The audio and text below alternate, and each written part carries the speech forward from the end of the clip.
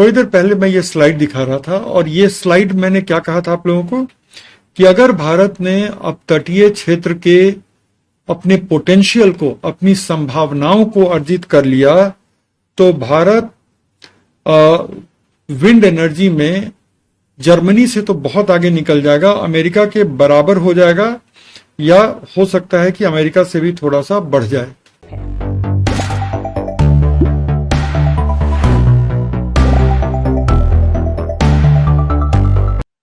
Good afternoon. Mixed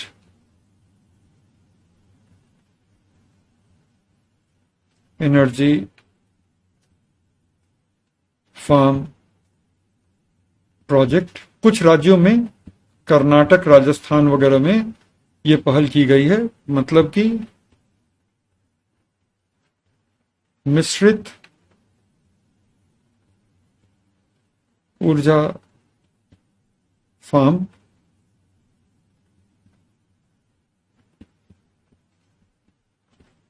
परियोजनाएं। इसमें क्या होता है,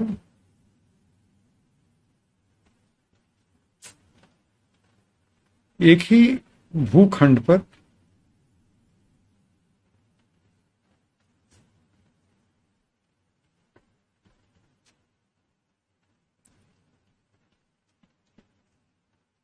सौर ऊर्जा के पैनल और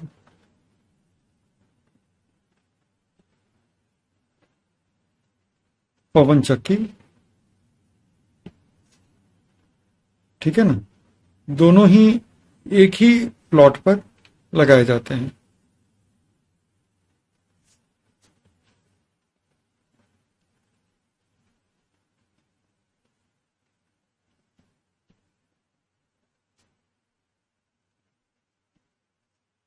ठीक है ना, ये एक ही पर होगा। प्रिंस कह रहे हैं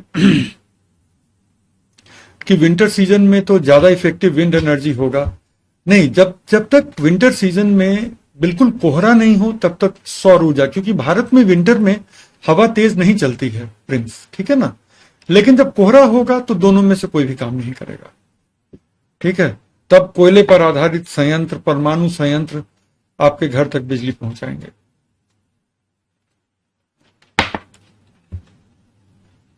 ठीक है, इससे लाभ क्या क्या हैं आपको?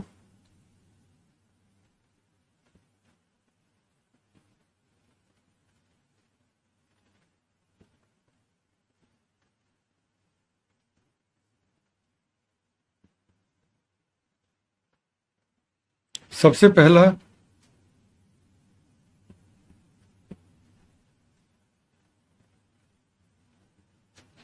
बेहतर भूमि उपयोग। दूसरा, लगभग पूरे वर्ष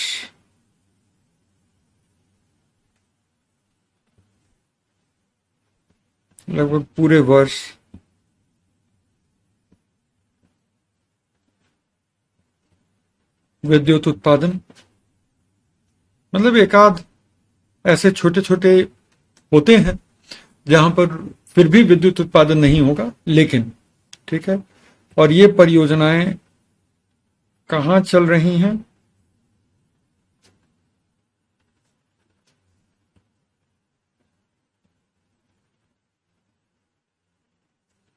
तो प्रयोग के रूप में इन परियोजनाओं को 2 राज्यों में चालू कर दिया गया है। पहला है कर्नाटक,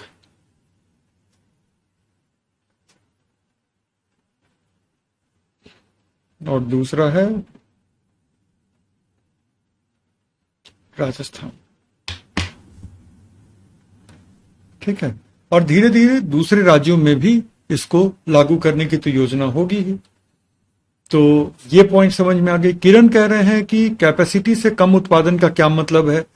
देखो, कैपेसिटी से कम उत्पादन का मतलब है कि अगर हम स्थापित उत्पादन क्षमता को देखते हैं तो स्थापित उत्पादन क्षमता के हिसाब से विंड एनर्जी का योगदान होना चाहिए 10%। लेकिन अगर वास्तविक उत्पादन में आप देखते हो विंड एनर्जी का योगदान, तो क्या पाते हो कि महज इसका योगदान जो है वो है मात्र और मात्र 4%। तो अगर 4% है तो इसका मतलब है ना कि हम और अच्छा कर सकते हैं, हम कर नहीं रहे हैं यहां पर। तो ये इसका मतलब है। ठीक है, तो ये सारे प्रश्न हो गए। अगर आप देखो कि इस क्षेत्र में किस तरह से वृद्धि हुई है, तो आप देख रहे हो कि 2010 में 16 गीगावाट होती थी और उसके बाद लगभग बढ़ती चली गई है। 16 से 18 हुआ, 18 से 20 हुआ, 20 से 21, फिर 23, 26, 32। तो 15-16 में काफी तेज वृद्धि हुई, 23 से सीधा 26 की वृद्धि हुई, 26 से सीधा 32 की वृद्धि हुई, और उसके बाद हर साल लगभग 2-2 के दर से बढ़ी है। तो 32 से 34, 34 से 35, 35 से 37 और अब 38.7 गीगावाट की क्षमता है। तो इस तरह से सतत इसका ग्रोथ होता रहा है। अब हम आ जाते हैं अपतटीय पवन ऊर्जा पर। अपतटीय पवन ऊर्जा का मतलब है ऑफशोर। तो यहां पर हम ये कहते हैं ऑफशोर में, ठीक है ना,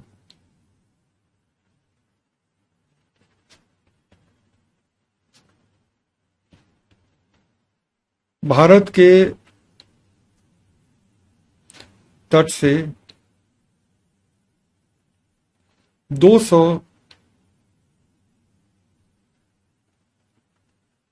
समुद्री मील तक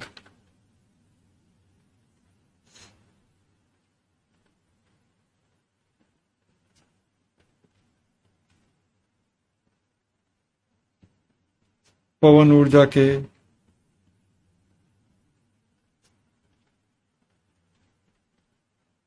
लगाने की योजना।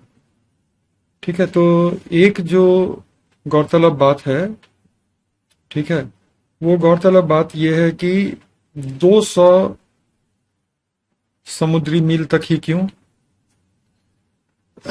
200 समुद्री मील तक इसलिए, अब आप लोग को पता होना चाहिए कि 200 समुद्री मील तक इसलिए क्योंकि वो है हमारा एक्सक्लूसिव इकोनॉमिक जोन।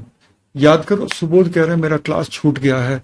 हाँ सुबोध, लगभग 1 घंटे की तो क्लास आपकी छूट गई, तो ये रिकॉर्डेड में आप देख लेना सुबोध। तो 200 समुद्री मील तक हमारा अपना एक्सक्लूसिव इकोनॉमिक जोन है। तो वो एक्सक्लूसिव इकोनॉमिक जोन में हम पवन ऊर्जा के संयंत्र लगाने की योजना बना रहे हैं।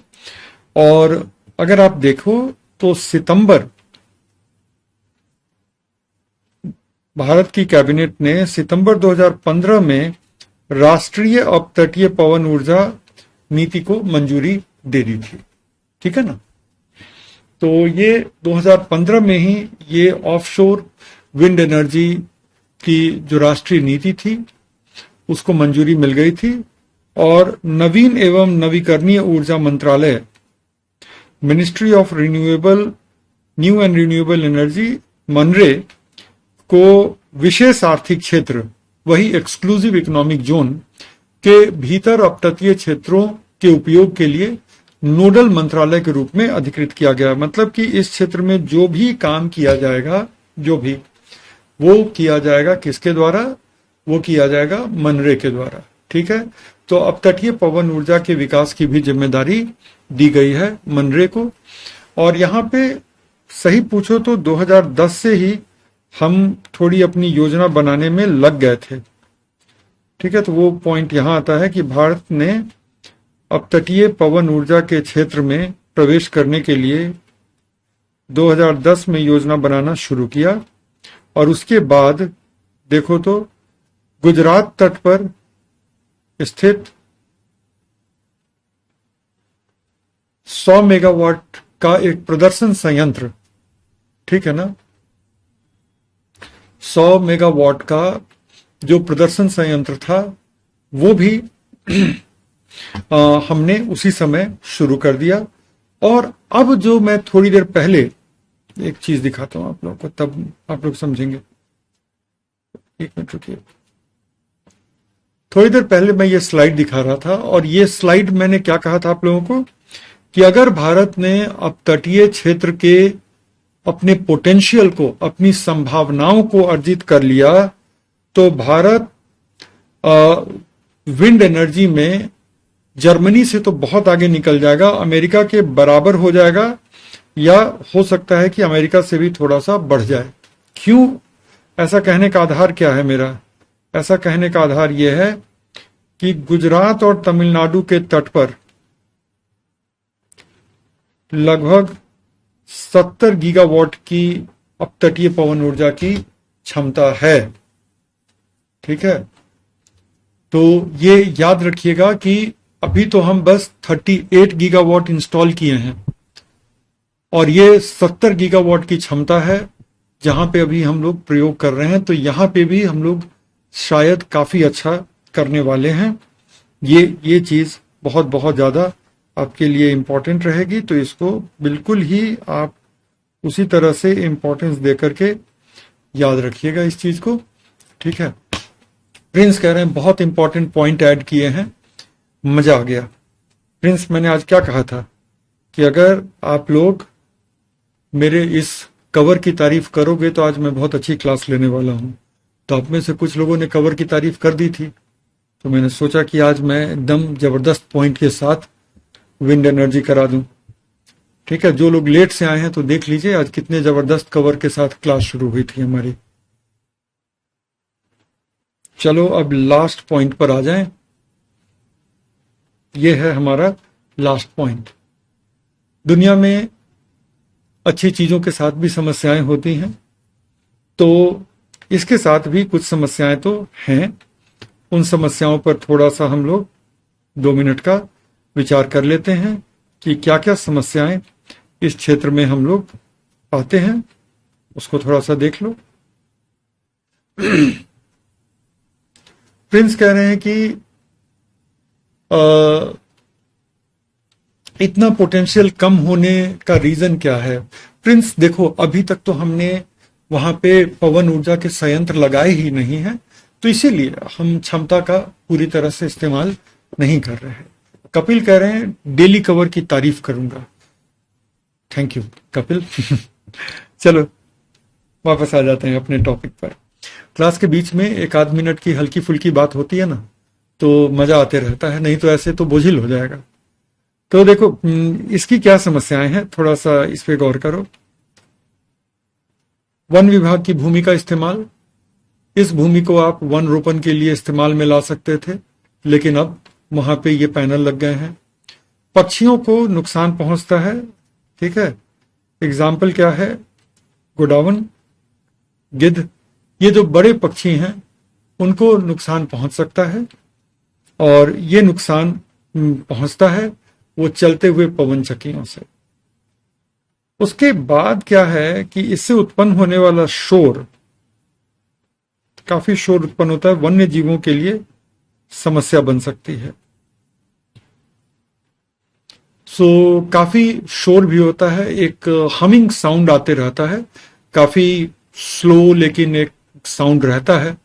तो वो साउंड वन्य जीवों के लिए समस्या है। जैसे अब आप पूछोगे ही, अगर मैं ये सेकंड लाइन नहीं लिख कर लाता तो आप पूछते कि सर कौन से जानवर को समस्या होती है।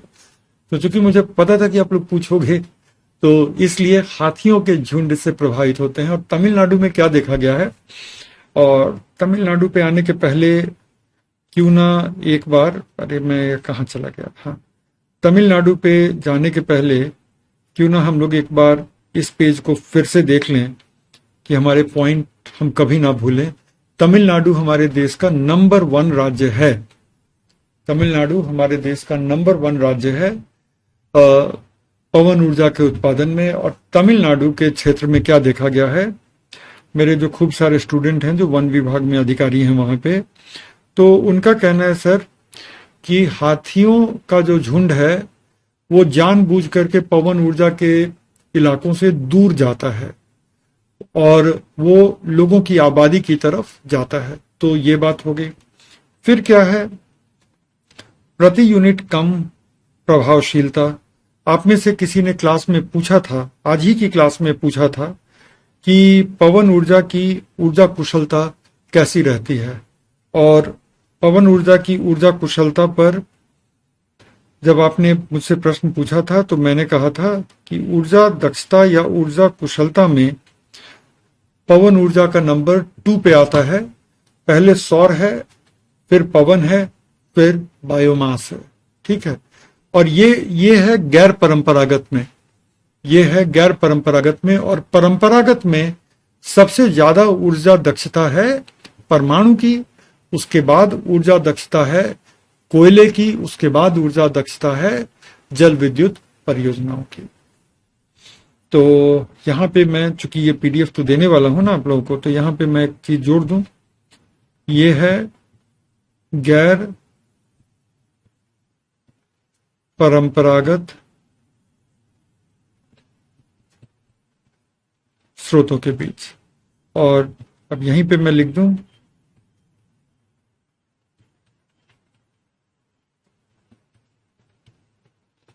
परंपरागत स्रोतों की दक्षता में क्या मामला है। तो यहां पे परमाणु नंबर 1 पे है, तापीय नंबर 2 पे है,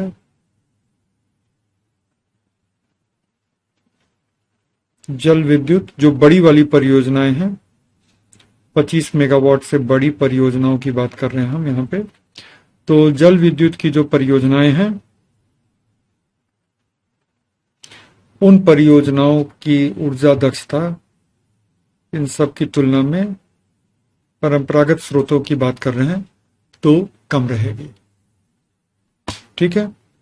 तो वापस चल पड़े उसी पॉइंट पर जहां पर, नहीं ये पॉइंट पे तो हम नहीं थे, हम तो काफी आगे थे इससे, हम यहां थे। तो प्रति यूनिट कम प्रभावशीलता होगी इसकी, और उसके साथ साथ स्टोर करना असंभव है, हर जगह संभव नहीं है। जहां पे तेज हवा चलेगी वहीं होगा। और हमने अभी देखा ना कि 70% उत्पादन तो 5 ही महीने होता है। तो इसको क्या आप एक स्थिर स्रोत के रूप में देख सकते हैं? तो नहीं, एक स्थिर स्रोत के रूप में इसको नहीं देखा जाता है।